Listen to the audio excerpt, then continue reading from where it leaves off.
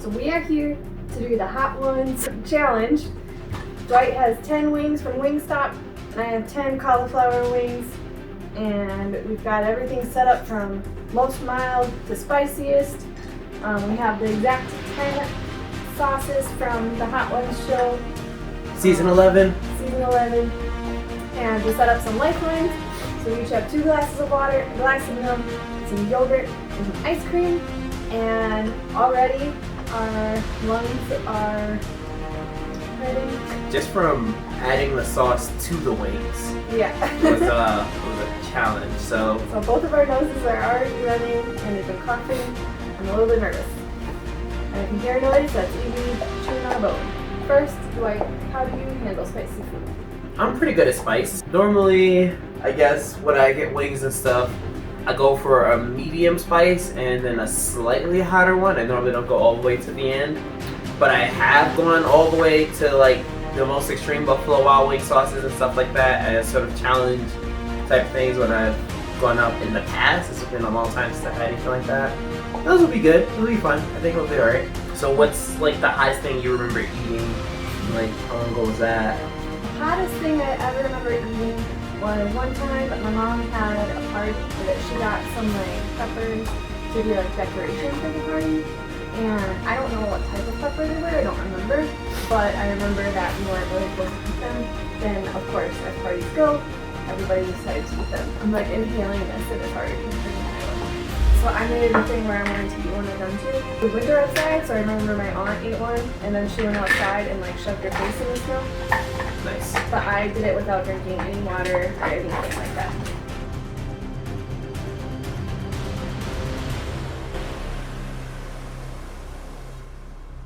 So first up, we have the classic hot sauce coming in at 1,800 Scovilles. Alright.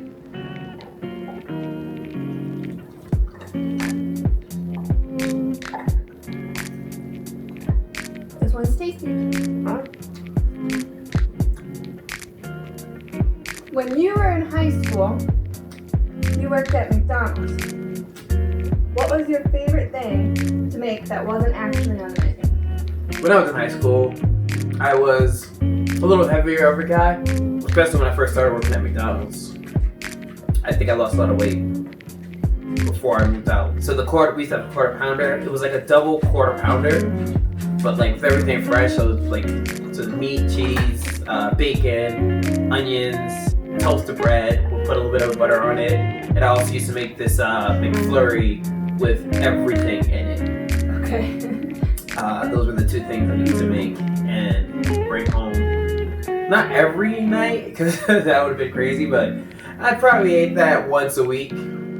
Pretty heavy dish. So in high school, you also worked/volunteered for Pride, Yeah. where you taught about safe sex. How do you feel that teaching like safe sex is better than abstinence-only education? Well, one, teaching safe sex is, in my opinion, not an invitation for people to have safe sex. It just gives them the knowledge to have sex safely. And even when teaching it, we like always explain like the best way to do this is to abstain completely from sex and like to keep yourself safe. But if you're going to have sex, make sure that you're wearing a condom, the lights are on, don't do things that are kind of gonna put you in danger, and be smart about it. And I thought that was a really good way to just make sure that things were going good. And always like giving people condoms, because not necessarily the person that gave the condom to was going to use it in high schools, and a lot of times it'd be like your friend would tell you, oh, I think I'm going to have sex tonight with somebody, and then you can just go, I have a condom from that Pride thing, take this, and they're just like, oh, I have my own condoms. Well, just bring this just in case. You know, you can always look out for other people and be proactive. It helps the entire high school just by giving that conversation to 20 or 30. At your time with the pig and even with Kohler, I never really knew how you spent your money back then. So why did you get a job, and what types of things were you trying to buy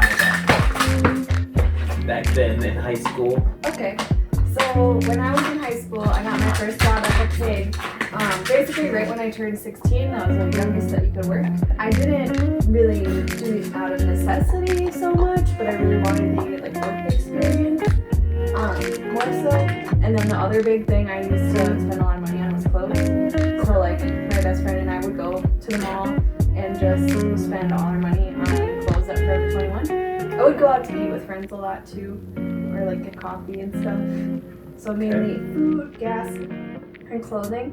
So like, how much were you making? So minimum wage back then was $7.25 an hour, and that's what I made at the Pig. Well, so then when I worked at Kohler, I was a little bit older, so like I was in college and stuff too. So like that money was also saved up more for like actually living. Because the Pig is where I worked when I was in high school, and I didn't really like leave that job. Okay. But the Kohler, I worked in a factory, and so like that money I would save up during the summer or like during the winter, and I would bring that money back with me to school. Then I didn't have to work as much when I was in school. Gotcha. So at the Pig, about how much would bi-weekly check look for you? First they paid every week. The higher checks would be like $220. At that time when I got like those checks, I was working quite a bit. Like at that moment I had like a bit of seniority there, and like I was picking up a lot of shifts and they liked me there, so they would schedule me a lot more. And then Kohler, I made like a lot of money, especially for the time. I was making like $12 an hour there, which was much higher than minimum wage, because minimum wage was still like $7.25 at that time. Okay. And you would get overtime pay, so that was awesome. Nice.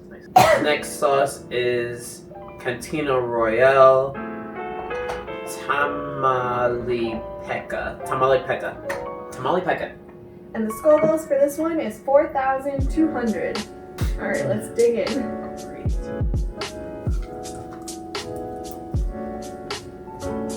This one tastes really good. Actually. It doesn't seem that much spicier than the first one, really. No, not really. Maybe a little bit.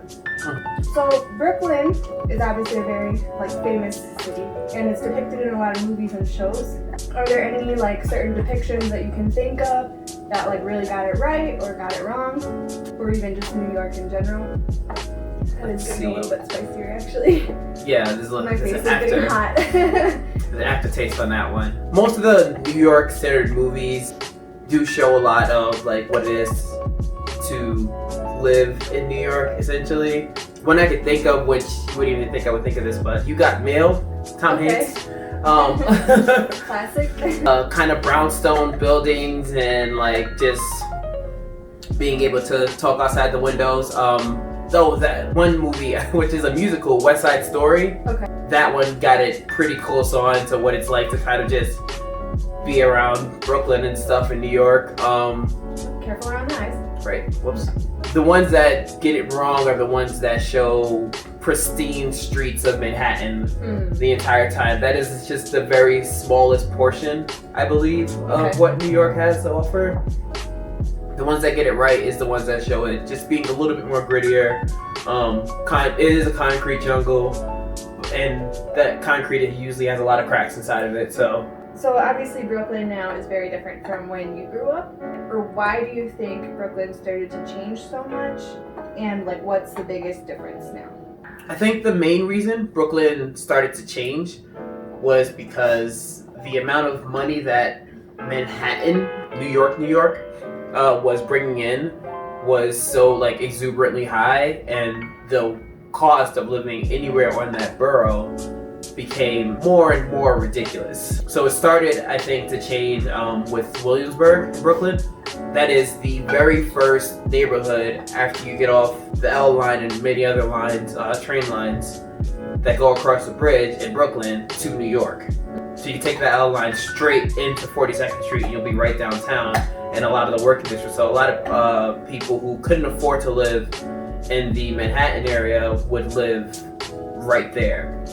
So from that point, it started to spread out a lot. And not only that, a lot of entrepreneurs started to invest in the area further away from that to create less dangerous, more wealthy downtown area for the Brooklyn. So like Jay-Z built the Brooklyn Nets Stadium down there, and a lot of other entrepreneurs like started construction buildings that would bring a lot of wealth and profit into the area. So basically Brooklyn kind of got pushed in from both sides with a lot more wealth, which forced the surrounding areas to be policed more, higher taxes in the areas, just sort of brought the value of the whole area up a lot. And that's where it's at now. So in school, You spent some time on that volunteer project with that community service thing that you did. This is college I'm talking about. With that project, like, was it like an inner city school that you were helping out at? Oh, are you talking about Kennedy Heights? Yeah. I'm trying to think of where that was even located. So when I was in college, I did some service learning at Kennedy Heights Community Center. And what I was doing there was helping, one with the early childhood program. So I'd help I think they were 3-year-olds. And they had a class in the morning or whatever. And then would just kind of help supervise and help with activities and stuff. And then there was an afternoon program, that was the after school program, and I was in the 2nd and 3rd grade group. Where it was located is a little bit iffy to me just because I took the bus and I just wasn't really paying attention to where we were going. I just knew how to get there. I guess it had an inner city vibe to it. Okay. I think it was more so was it the east side of Madison? Do you feel like you've ever had the chance to actually be in an inner city environment really, and be around younger high schoolers and stuff? Have you ever had that experience? I guess, what do you mean specifically by inner city? The outer city is kind of the area that everyone sees. So everyone sees the clean streets and stuff. When you go more inward, it's where people live really close to each other because there's not that much space. Things are a little bit more overcrowded. Everything's not so pristine. I was wondering if you've ever been around an area like that, or hung out in an area like that, or anything like that. Okay. The Kennedy Heights experience was probably a closer experience to something like that. It was a little bit more eye-opening, and the areas that we were driving around in and the people that would be on the bus with me was a little bit closer to that experience.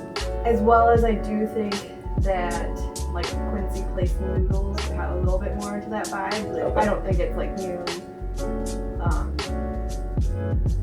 inner city, I guess, still, but a little bit more diverse, if that makes sense. Yeah. As well as some of the dog walking I did, I think was in areas like that. Next we've got Fiji Fire. And this one is at 14,300 Scovilles. Is that 10,000 more than the last one? Yes, it is. All right. We're ready. Do it. I find that I don't care that these are cold. Okay, it doesn't taste hot yet. I don't want to eat a whole bunch more. I feel like I have to in order to get a good amount of sauce on. Yep, it's in the throat. It's in the throat. Okay, you went to college at UW-Madison. How would you explain Mifflin to someone that's never heard of it before? Mifflin was essentially a block party with a bunch of 18 to 22-year-old college students who like to binge drink. When I say a bunch, the block was probably about 3 or 4 blocks long and 5,000 people maybe. So it's very populated, and then every house that was on that block, knowing that this was the block party, had an open door and was holding a house party that day. And house parties, you could walk in and pay $5 to one of the college kids and get a cup where you can go get some beer from downstairs. And the entire block was filled with house parties. You could walk into anybody's house, get a cup, grab some beer. A lot of drunk kids, a lot of binge drinking, very rowdy. Everyone trying to have a good time and party. I would probably explain it. And then also, in your opinion, what was the best game day tradition? In my opinion, the pregame was what it was all about. So before, on game days, this is for football games at the college, you would go down to the bars that are near there and just get a bunch of drinks and party and hang out you get up pretty early to get these drinks too. Right before the game, and then just storming into the stadium. I think the pregame was a lot of fun. Jump around was pretty good, but that was more of an iconic fun, I feel. I didn't find myself looking forward to it the entire time. I was always happy to remember to be a part of it, but definitely the pregame was what it was all about, because then after the game we usually would make our way back home and take naps before we go out for the night or do whatever we're gonna do. So the pregame kind of gets us started, have a good time, and then go to the game. Thinking back to when we first moved out here to now, tell me how you feel each of your jobs have helped you grow in some way. What's one thing you can take away from your time? Starting with dog walking / pet sitting, then moving on to PetSmart, your first noodles place with Megan, and then finally Quincy. Like, what things were you able to sort of pull from it, if anything? And it's okay if you feel like there's no real gem from your time working at these positions, but just kind of reflect and think about it.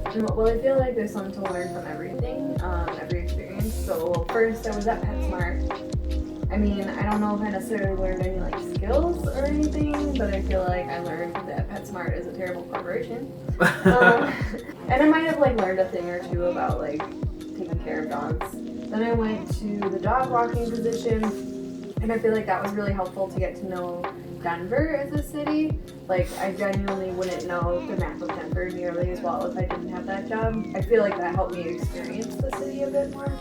And then I moved on to Quality Paws, I believe. Quality Paws, I learned a lot about like animal like caretaking, like especially with dogs, and like what's good for them.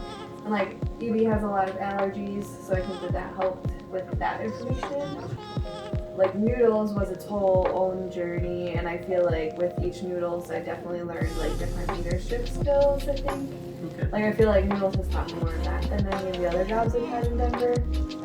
And just like management, and I feel like I kind of grew as a person. Like when I think back to like my first Noodles that I was at out here, I feel like I was like a kid, kind of. And like that's how I feel also like when I think of like PetSmart and stuff, like, but I feel like I'm like an adult now. Like it just feels like I understand what's going on in the restaurant a little bit better, and like I remember being like confused about certain things, like why would we do it this like why would we do it this way or that way for certain things, but like I feel like I understand a little bit better now, and like I feel like I can like help with a lot of different situations. And I mean like so many different crazy things happen with Noodles, like actually crazy, that I feel like it helped me grow a lot. The next sauce is Los Calientes, number 4 on the list. This one comes in at 36,000 Scovilles. Was the last one 14,000? Yes. All right, 20,000 more. Cool, let's do go. it. All right. Tasty. It's got like that green chilies flavor. Mm-hmm. So you've been working for Noodles & Company for 11 years. At what point did you realize that you wanted to be a GM? This one's tasty. Yeah. It was always just kind of steps. Mm-hmm. I don't think I decided that GM was the position I wanted until I think it was after I decided to not be an accountant anymore. Not shortly after that, probably maybe like a few months after that, I began to realize how much I appreciated the work that I was doing, and it wasn't just something I was trapped in. And so I started expanding my thought process on like, what does it mean to be a GM, and what types of things can I do in that position versus where I am now, and where was I going to go with my life in general. And so that's sort of when I started leaning toward this is something that I might want to look into doing as a career. And what qualities do you think makes a GM great?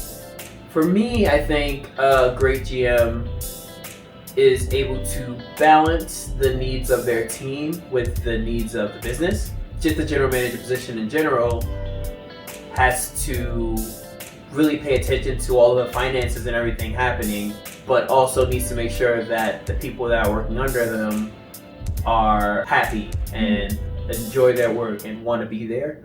I think putting one above the other can create a lot of major issues at any given point. Always being aware of your team and where they are, specifically those people on your team, and then at the same time being aware of where the money in the business is and how that's running. Just balancing the two of them out is not a simple task, but definitely a necessary one if you're going to be considered a decent GM.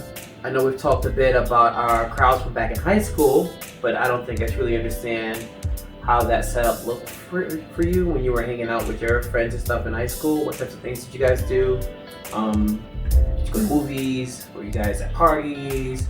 Did you just hang out at each other's house? Like, what types of things did happen? Well, I think it kind of depended on the year, like what you were doing. Because like early high school, none of us had cars yet, so we were a lot more stationary and just like hanging out at each other's houses, playing games. Like I had a lot of different friends in high school, so like there was times, especially in earlier high school, where we would have groups of like 30 people, and this was like a common occurrence where every single weekend somebody would have everybody over, and everybody was like literally 30 people. And that was just like fine by whoever's parents that was. Some parents obviously had them more often than other people's, but then also you had to find somebody that was willing to drive everybody home. Some parents drove more often than others. Like I remember one time my parents did it, and we have like a picture of literally like my dad's Suburban with like 20 people in it. Okay. Definitely not legal, but. And then like later, you know, people started getting licenses a little bit more, and so we would a lot of times just like drive around or like go to Walmart. We would make up a lot of games to play in Walmart, just stupid stuff. So we're going like this is freshman year, then sophomore year, sort of. Yeah, and like I do remember genuinely just like driving around. We would go to Taco Bell and just like get food and sit in the parking lot and eat it. But one friend of mine specifically, we were really creative, so that was Lindsay. We would do stuff like this. We had this one thing where we would make, I forget what they were called, like snack monuments, I think is what we did do. So we would go to like Walmart and get a bunch of different like snacks, like zebra cakes and like Nutter Butters and like different candies, and like put them together to make like a sculpture. Okay. And then we would judge each other's, and that was just a fun thing we like to do.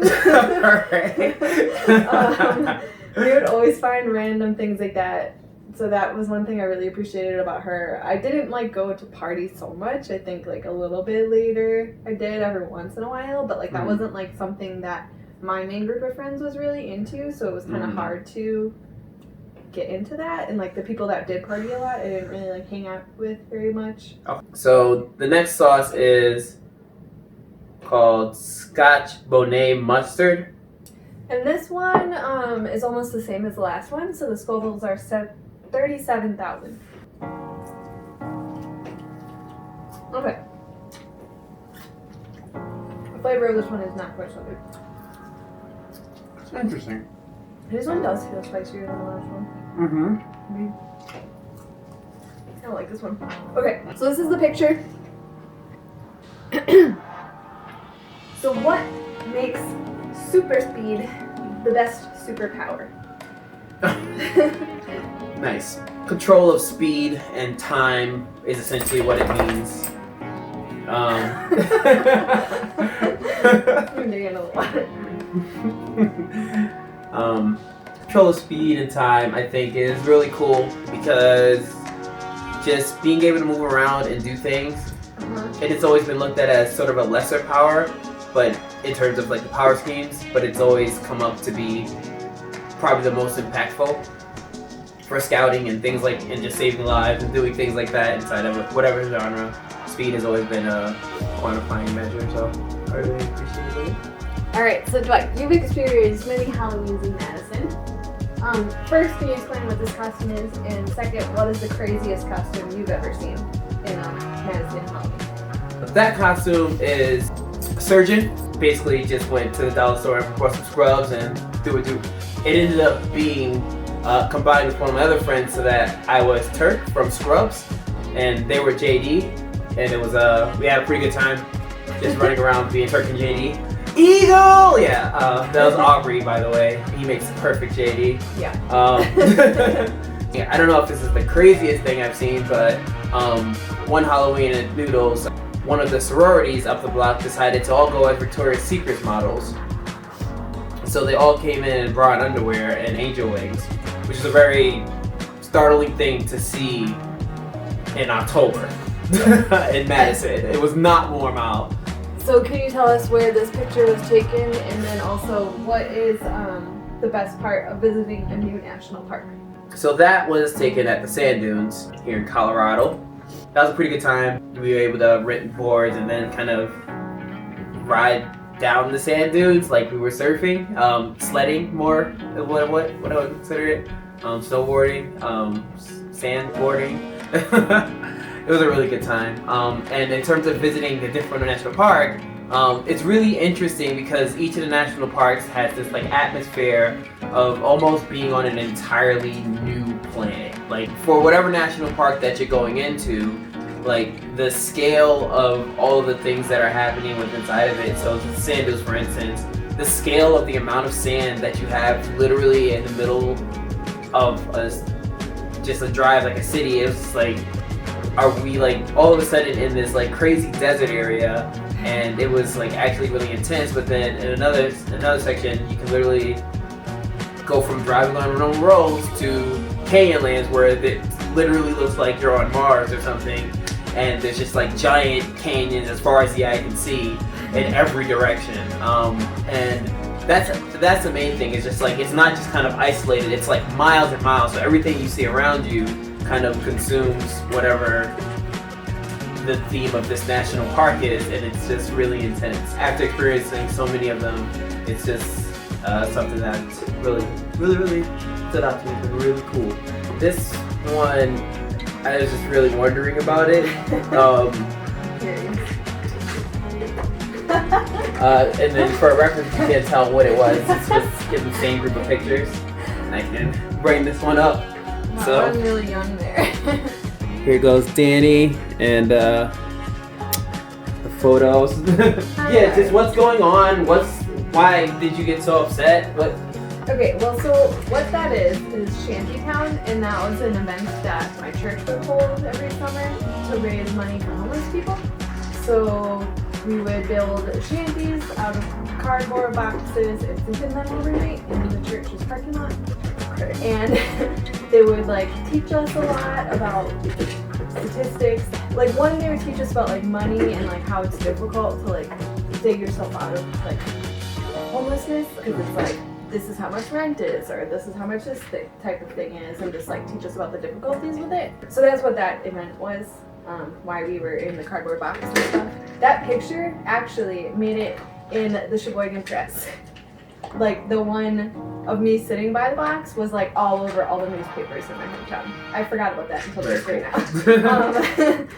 And the picture of me like crying, I don't really know what that was about anymore. I think that was just me and my friend being silly. And I remember there was something about, some reason I really wanted Oreos while we were there. And I think I might have been like fake crying because I wanted Oreos. Ah, I see. Okay. Just Danny with some tickets.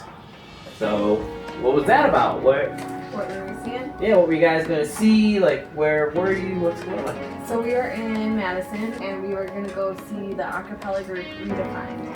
They were an acapella group that they were like mixed girls and guys. They were the first like acapella group that I had ever like heard of or seen. But we really liked them, and every year they had a spring concert and a winter concert, and so we would always go to both of them. That was before I was in college. So I remember Olivia, so she was the girl in the picture. She was a freshman that year, and me and Ross, her little brother, were juniors in college or in high school, and so we went to Madison to visit and we saw them. There was a bunch of pictures of you guys in dresses. Okay. I wasn't sure if this was a prom fitting or what was going on. Tell me about that. Yes, I'm pretty sure we were shopping for probably like prom dresses. I don't think any of us bought those dresses. So we went and we drove to Green Bay. I'm pretty sure that's where we were in those pictures, which was like an hour away from where we grew up. And we went there to eat at Hooters. Yeah, we went to eat at Hooters, and I think we went to the mall beforehand and tried on dresses because it sounded like fun. Oh, so you guys weren't, it wasn't for an event? I think it might have been around that time, so like we were like, okay, let's try these on, but I don't think we actually bought them. Or nor were you intending to when you were trying? Not necessarily. I think the intent of that trip was to go to Hooters. Okay. We are on to the hotter 5 of the sauces. Oh, we've got hot Thai green hot sauce, Seed Ranch. This one is coming in at 74,000 Scovilles. Okay, Ready for this? think so. So what is the first video game you ever remember playing? Weird how some of these don't taste quite as hot. No. This one's not bad. Might be a flavor thing too. Maybe. The first video game I remember playing ever was probably GoldenEye for the Nintendo 64. It's one of the first ones I remember playing. What's Oh no, actually, that's definitely it. It's definitely first Super Mario for the Super Nintendo. I kind of remember Nintendo a little bit, but I don't remember it well enough. I think really it was Super Nintendo where I started like gaming properly. And then what is it about RuneScape that makes you come back continuously after decades of playing? There's a good point. For RuneScape, it's when I was younger, it was my main escape from just getting out of the house and going to the library to play. And having something to do during like those summer days where there was really nothing to do. One of the things I always think about is when I was younger, I used to think there's like these items, these like high level items that you can get in the game that's been in the game forever. Now these items are like mid tier at best. But like I used to think when I was younger, I just need to work a little bit harder, like train up my skills a little bit more, then I'll be able to finally get a rune battle axe, and I'll have a rune plate body, and I can finally defeat that dragon. Okay. And I used to think about that all the time at home when I was bored or just didn't have anything else to do with whatever was going on. And then I would just like rush to the library, try to be the first person there so I can get my 30 minutes to start training again to make my way up. I think whenever I see the game, it brings back those fond memories of like trying to get out of the house as early as possible and walking up to the library and just like waiting outside until they open and being like the first person at the computer, like I need to go play RuneScape. And the librarians like knowing me and being able to have conversations, and then it sort of led me into like reading more and stuff like that, because there's a time limit for the kids to play on the computers. You gotta go and read in between, which really helped me be smarter and be better. So yeah, it always brings back fond memories. So whenever I see it or it comes up again, I think to myself, how can I make this game apply to me now and just being the best? So finding out that there was a mode inside of the game that Evie, come on, let's go. Let's go, girl. Finding out about that was really cool. Just don't want her to get into the wings. Yeah. Alright, let me get my question up. It's 8 o'clock, and since we're in quarantine, that means it's howling time. Oh yeah.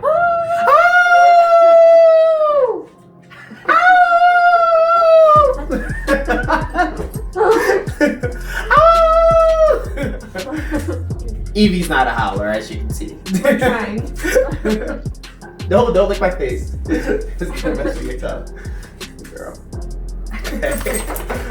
You have a great perception for art, photos, and drawing. When you think back as to how this passion developed for you, who were the key players in developing that art for you? Was it teachers? Was it your mom? Was it friends? Like what things pushed you toward getting more and more into different forms of art? Well, I think that even just like as a really little kid, I really liked like coloring and stuff. And like one of my favorite things to do, I would take like Disney movies. I had a bunch of Disney movies, and I would take them and I would draw them. Like, so I remember like specifically like having the cover for Milan and me drawing that same cover. And I do know that like my mom, she would like come up with different artsy, crafty projects for us to do. And so like I remember for a while we made these like boxes. Like I remember we got like, they were like plain boxes, and then we would like paper mache stuff onto them. And then just like in school and stuff, I know that I always like did well with whatever art projects we were doing. So I think like I would get a lot of encouragement from other people as well. And like I know that we had like summer school classes, and there was like a advanced art class that you could take if your art teacher like said that you were able to, kind of. So I always did that every summer, and I think like I just got a lot of encouragement from people around me. They would always be like, "Oh, Danny's the art kid. Like You know, if like something came up where they're like, we need somebody, you know, creative, like people would always be like, okay, that's Danny. My entire family is kind of creative and artistic. Like my dad, he always used to paint like cartoon characters on cars, like race cars. And Deanna, my sister, is a really good painter, so like we would paint together sometimes. There's like all sorts of different things, and like photography was always something that was part of the family in general. Next up, we've got Stargazer. There is some death animation on there, so what do we got? This one is coming in at 118,000 Scovilles. Okay, They're sounding intense. they are sounding intense. All right. Let's try it.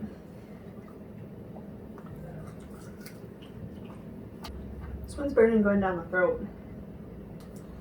I'm gonna feel like we didn't put enough hot sauce on these. That has to be it. Because in the show, they're already dying. Mm-hmm. I'm living life here. It's burning down the throat.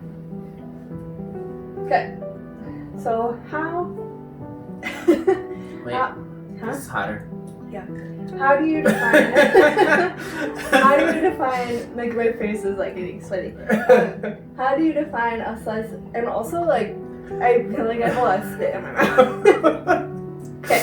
Yeah. How do you define a slice of pizza from New York? And where do you find the best pie? Oof. It's difficult because I'm from Brooklyn, so what I've always found in New York, the best pizzas are really, really cheap. Oh, this is hot. Yeah, the best pizzas are really cheap. Are they like? The water. Trying to avoid drinking water. I don't know why.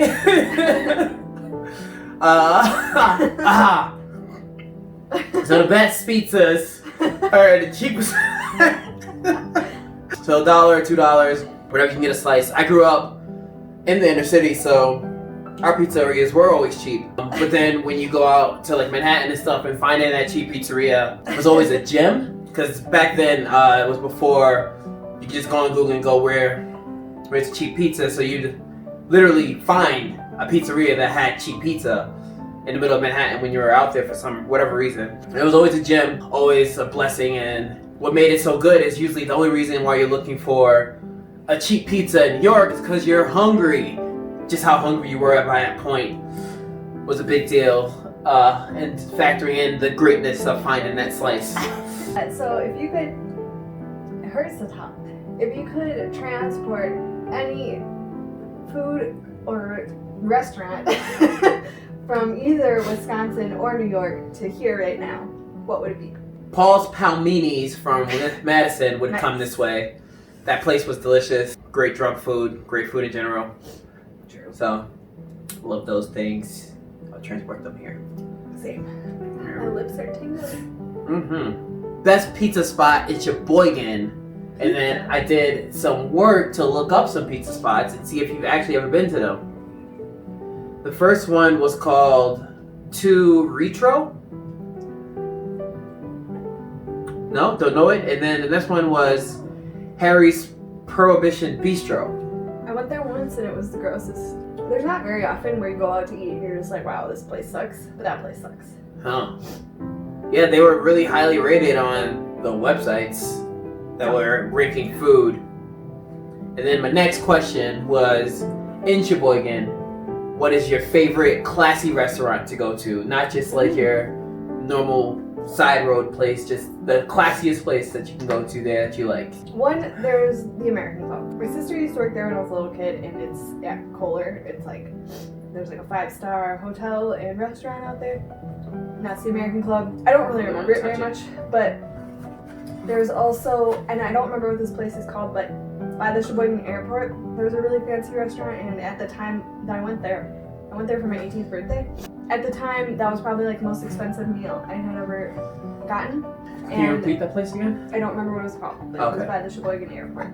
Okay. And I remember like eating the food there a lot. I think I got like a pretzel with some beer cheese, and it was really good. But backtrack, pizza is not like a specialty thing in Sheboygan. Normally just go to like Papa John's. But like obviously like the Sheboygan food would be like a brat. Like a brat, or what was that chicken that you had? The Oh yeah, broiled? roasted Roasted chicken. That was pretty good. Yeah, and we went to Shuffs.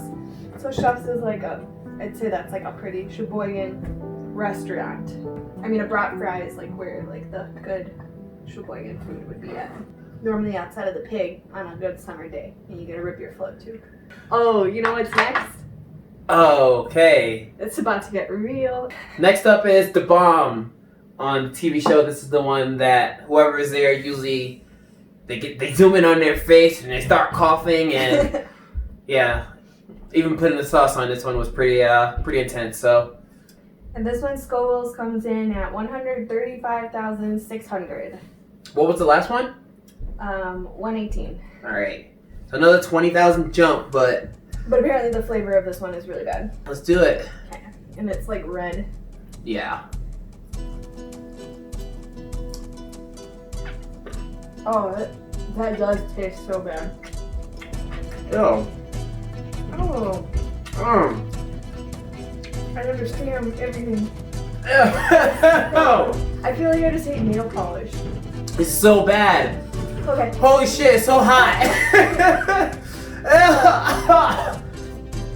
Okay. Oh my god, no.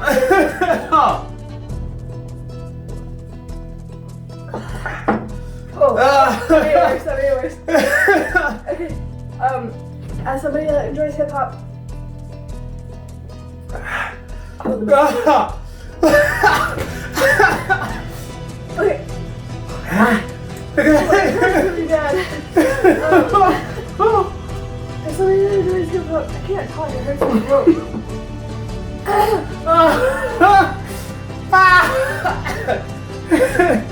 Yogurt.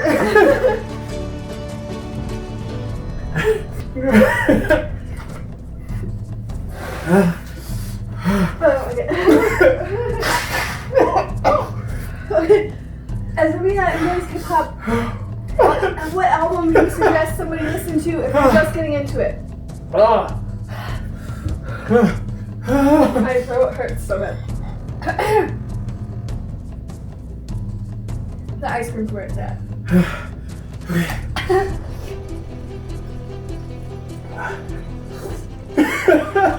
I'm crying. Alright. My throat hurts so bad.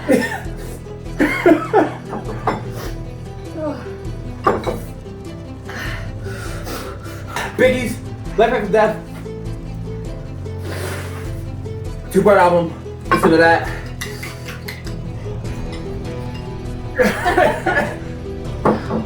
You'll enjoy it. I understand why nobody wants to move past this weight.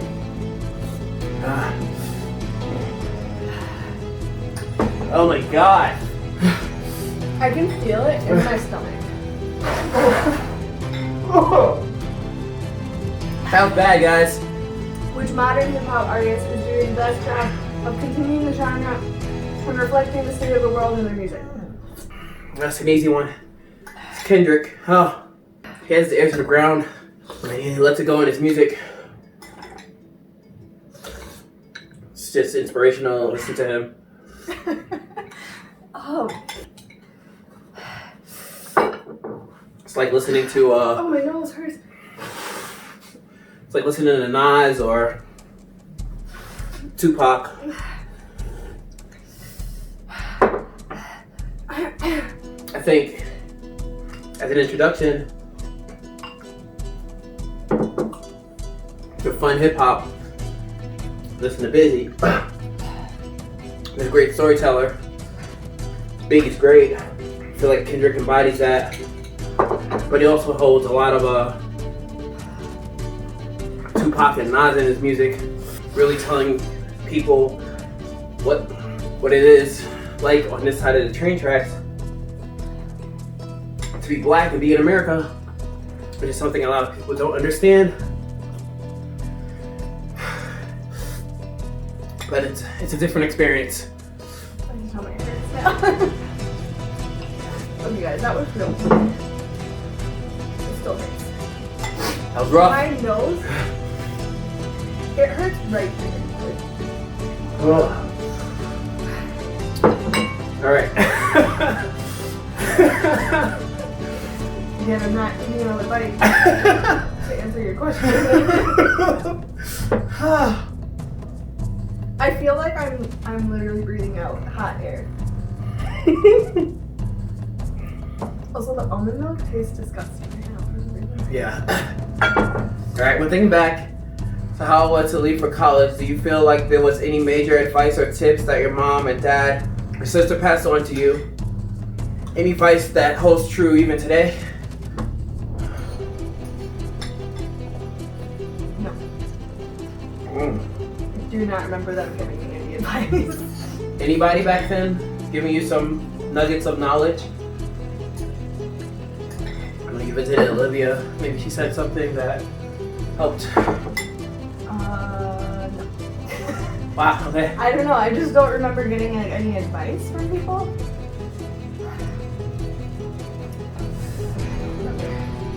That was gross. I am nervous too much. I get like weirdly cold. So I'm like sweating. I don't know. It's like I think it's over and then it's really hot again. I don't feel like. I feel like there was an episode with Maisie Williams and she just kept going. I didn't understand everything. My whole body just freaked out. That was crazy. Okay, I am very nervous to go on. Oh, true. But everybody says that's the worst one. All right, that was the bomb, guys. That was That was rough. rough. Next up is the Widowmaker Extreme Hot Sauce, 15 out of 10 heat. What's the Scoville's on that? I don't even want to say it. 682,000. What? All right. Oh. Wait, do we need to get some more ice cream or something over I here? literally just ate that entire bowl. I did too. We had 3 scoops That was ready the to only go. thing that like helped, honestly. It was so cold and it properly coated our mouths. Okay, we're gonna get some more ice cream. Yes, we need to get more ice cream over here. That was really intense. That was an intense moment for us. I feel like looking down at my bites, some of these I ate like almost the whole thing. Wait. That one I ate like a corner. Yeah, I love chicken and I was only able to eat one full bite for my mouth, just like The roof of my mouth mouth. feels weird. Are you ready? Ready as I'm ever gonna be. I mean, yeah. Can't back down. Not yet. The bomb literally tasted like nail polish. It was really like, rough. on fire in my entire insides. This one is really bright red and like my cauliflower looks like little mushroom clouds. Ready? Let's do this. Okay. That one also tastes just as bad, but I'm not dying. Okay. Oh man, it tastes so bad. So, what was the biggest adjustment you had to make when leaving New York City to go to Wisconsin? And then from Wisconsin to Colorado? Okay. So New York to Wisconsin, it was a big change from being really poor in the middle of the city to having some funds and money and a lot more friends. A lot of friends. Get out of here. A lot more friends and people around you to go through your daily dues, because living in the dorms and meeting all those people was really special for me and really cool, just to see all those people around from around the world. Okay. And then from Wisconsin to Colorado? This is getting hotter. You must have taken a bigger bite than I did. I did not take a very big bite at all. So, Wisconsin to Colorado.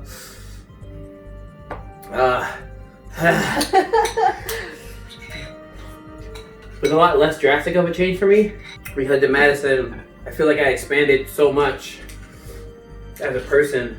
Coming out here wasn't that drastic. I think the big thing out here, it was kind of getting me back into the mode of finding things to do with my own time inside of the building. How much bite did you take? It was just the edge. You must have just gotten a bunch of sauce on it. It had so much sauce, I think. It just kept getting hotter. That was that. I think I'm actually dying right now. Evie, get out of here. Yeah. Out of here. My question is pretty much the same. How do you feel about us moving out to Denver? Just how do I feel about it? Yeah. I feel fine. It's like still quite a few major decisions have been made over your lifetime. How do you feel about moving to Denver? Can I read it? Yeah. I think it was kind of a crazy decision that we made. I grew a lot. Like, I think I learned a ton of life lessons. It does hurt worse when you're talking. I don't know why. I learned a lot of life lessons.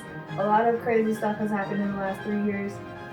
And I think that I grew up a lot. And I'm pretty much repeating the same thing over and over again. But that's pretty much how I feel about that decision I made.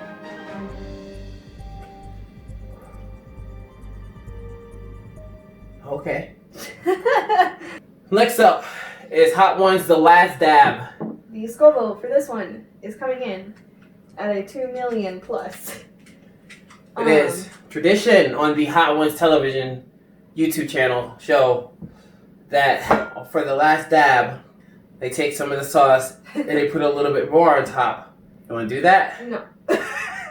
No, I don't want to do that. It is their decision, but I want full experience of this. Oh man. I will be putting the final dab on my wing here.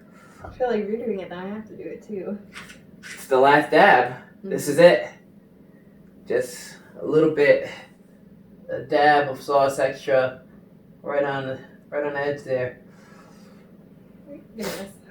You didn't put very much on here, so I'm not gonna put very No, much on just a dab. That's just a dab, babe. Yeah. More than that. Well, I wasn't even gonna do it. All right. Ready? Okay. Cheers. Cheers.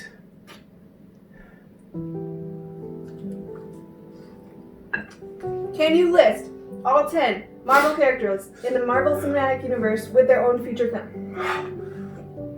Iron Man,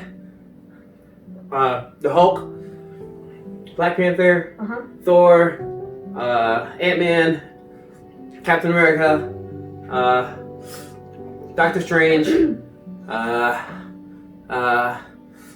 one's not hitting me. no, isn't so bad. Spider-Man. Yep.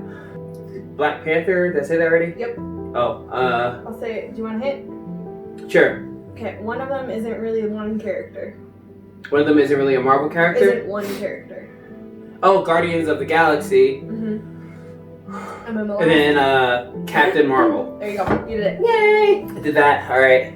My question was, this one was With Your Mouth on Fire. Can you know the songs to one Eminem song? All the words to Eminem song. Oh my god. If I gave you the lyrics and we put the music on in the background, can you rap that right now? Okay.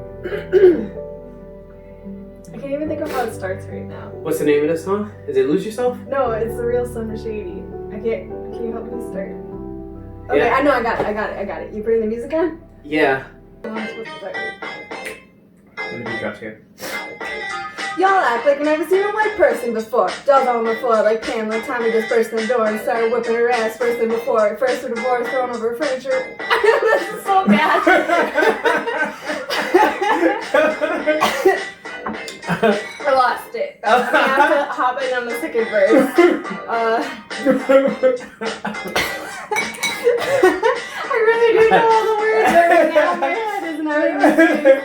Alright, hop in the second verse. I can't think of how it starts.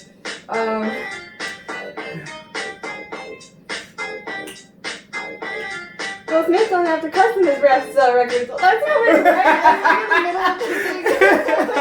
I'm failing so bad. That's alright, that was great enough. Thank you. Alright. In this camera, tell the people what you have going on for the rest of the night. Well, in Animal Crossing, I'm currently working on building my amusement park and pathing. Wow. Are you? Oh, for me, I'm gonna do some fishing and I think I'm gonna fold some laundry. That's it for today's episode. Oh my god, my mouth is getting hotter. Really? Yeah.